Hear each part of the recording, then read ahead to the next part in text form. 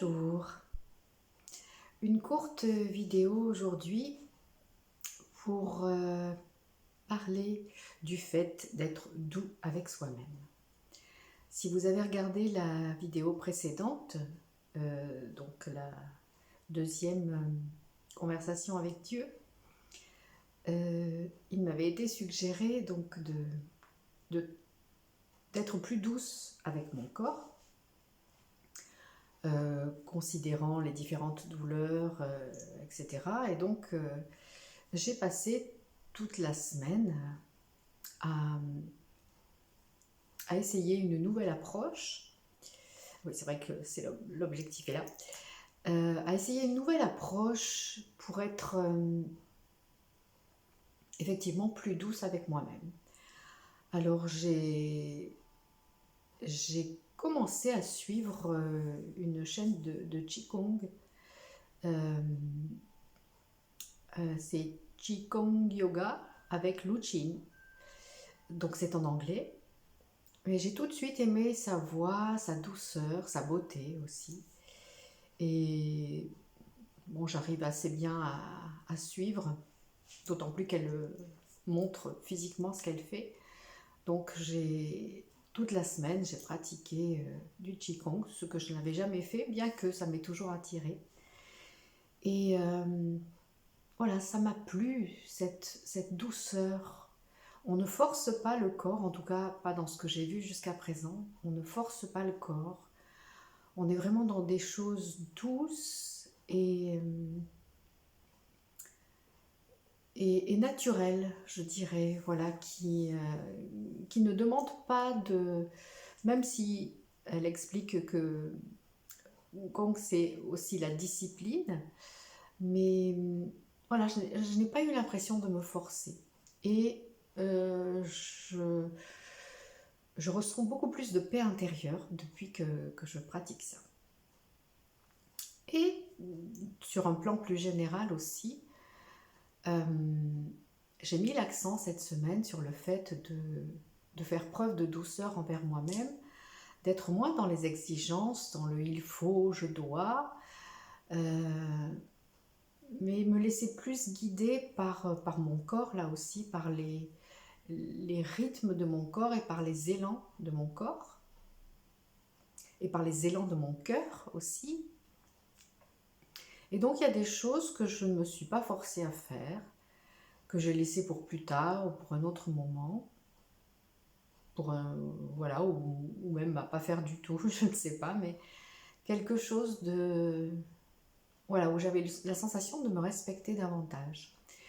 Ce qui ne veut pas dire être paresseux ou complaisant avec soi, c'est très différent, c'est vraiment être à l'écoute de son corps, à l'écoute de ses rythmes intérieurs, à l'écoute de son cœur, à l'écoute de l'âme, de l'intuition, de la sagesse intérieure,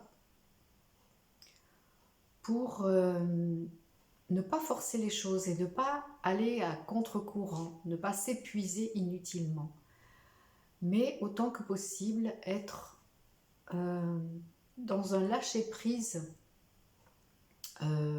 actif par moment, puisqu'il y a quand même des choses à faire, mais plus dans un lâcher-prise. Et dans la semaine, il y a eu plusieurs choses que j'ai dû faire que j'avais pas vraiment envie de faire. Mais je me disais, et d'autant plus que j'avais fait 1 heure de Qigong chaque matin, je me disais, voilà, je me laisse porter par cette paix intérieure et je me laisse guider par cette paix intérieure.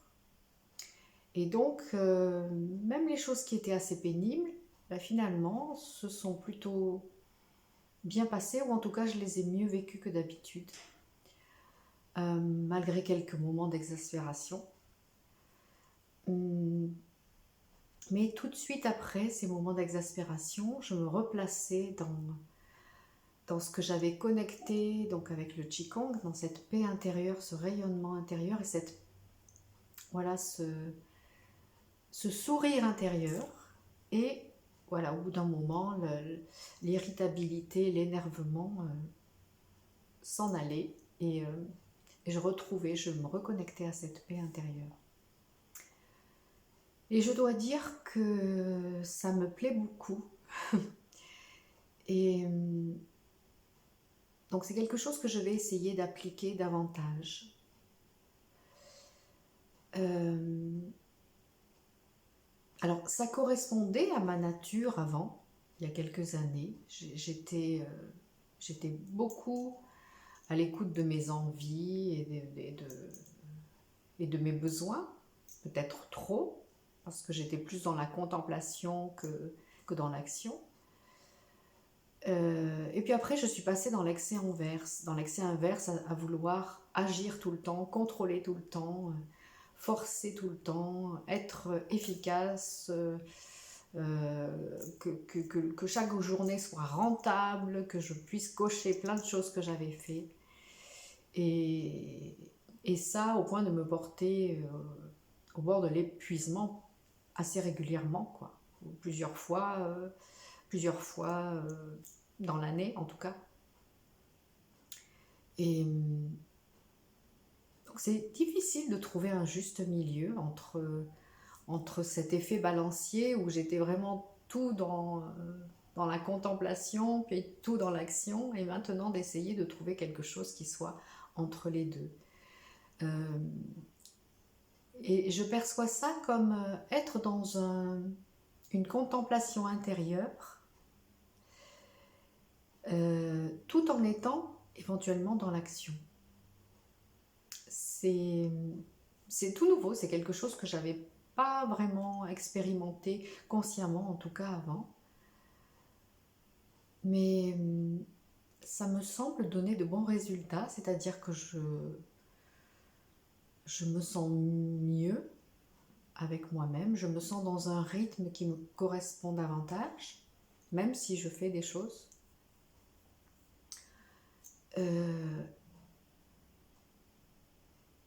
Voilà, et je n'ai plus cette impression de courir après le temps aussi.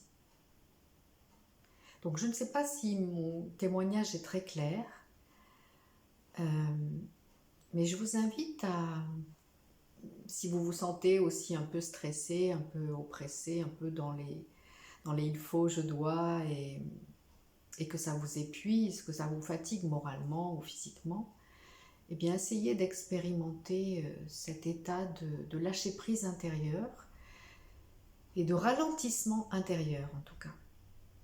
Alors pour moi, le Qigong a très bien fonctionné. Ça a été vraiment un coup de baguette magique.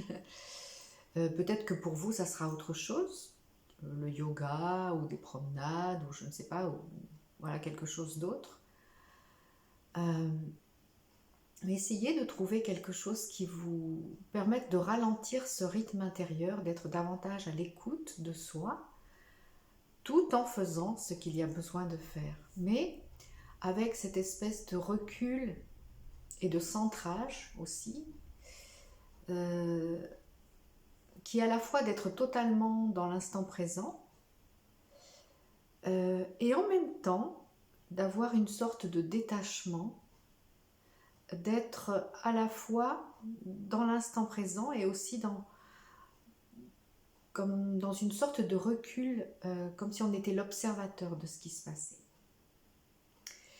Et ça, je crois que c'est aussi tout le travail effectué avec les enseignements de Grabovoi, avec le dispositif PRK1U, avec les séquences numériques, et puis bon, tout ce que j'ai fait avant aussi dans la découverte de la supraconscience, etc. C'est-à-dire d'accéder à un niveau de conscience supérieur, ou pour le dire autrement aussi, d'être de plus en plus dans une multidimensionnalité de la conscience qui fait que je peux traiter beaucoup plus d'informations à la fois, comme dit Grabovoi, une plus grande quantité d'informations à la fois, et être en même temps dans un calme, dans l'action, dans une observation. Voilà, c'est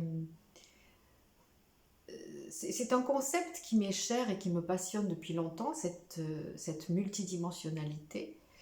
de nous reconnecter à notre multidimensionnalité et d'œuvrer à reconnecter cette conscience multidimensionnelle.